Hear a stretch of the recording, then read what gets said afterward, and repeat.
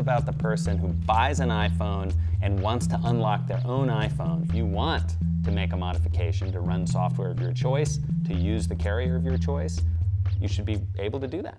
The DMCA, this law intended to protect digital locks, that was to protect DVDs and music and DRM, digital rights management, on entertainment products. Congress, when they passed the law, they weren't thinking, oh, we passed this law because we think hardware manufacturers should be able to have total control over everything you ever do with a phone that you buy. That wasn't why the law was passed, and that's exactly why we think an exemption is justified. Think of this as, why is this any different from my car? Right? How would we feel if when you bought a car, the car vendor said, you have to use authorized parts, you have to use our authorized dealer repair service. In fact, you have to listen only to radio stations that we approve, and you can only buy gas from gas stations that we approve. Right? I mean, that's basically what Apple's saying. You can understand why they want that, right? The amount of control that gives them, the amount of ability to control who gets to compete. If you want to build an app, you basically have to go ask Apple's permission. That's a great place to be if you're Apple, right? Apple takes 30% off the top of every app sold in the store. I understand why Apple should want this device to be locked down, but I see no reason why consumers and innovators should find that to be acceptable. And I see no reason why copyright law thinks that that's a good thing. Now, Apple has not sued anybody for jailbreaking a phone, as far as I know. And in fact, Apple hasn't even pursued the people like the iPhone dev team that produce the software that allows you to jailbreak your phone.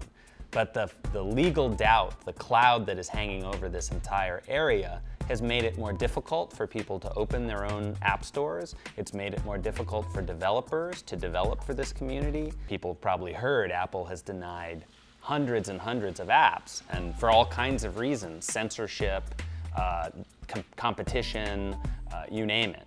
What we've asked for would equally apply to Android phones and any other smartphone that has a system that's intended to prevent software from running on the device. If the Copyright Office were to deny our proposed exemption, I think it would be bad news for the independent competing ecology of apps that are being developed. Right? I think it's good for consumers and it's good for innovation for there to be as many apps and as many alternate app stores as possible. Apple has often argued, well, this is about security and users don't want the risk of getting an application that might be bad for them. Again, the point here is nobody's forcing you to download apps from anywhere else. If you feel like Apple is the safe place and it gives you everything you want, then no problem. Go ahead. We're not saying you have to give that up. We're just saying if there is an app that you want from a vendor you trust, legitimate app that you want to buy, that should be your business, not Apple's business. If the Copyright Office were to grant this exemption, it would make it clear that owners of iPhones could jailbreak their phone. They could modify the phone to use whatever software they legitimately acquired, not just from the Apple Store, but from other stores on the internet as well.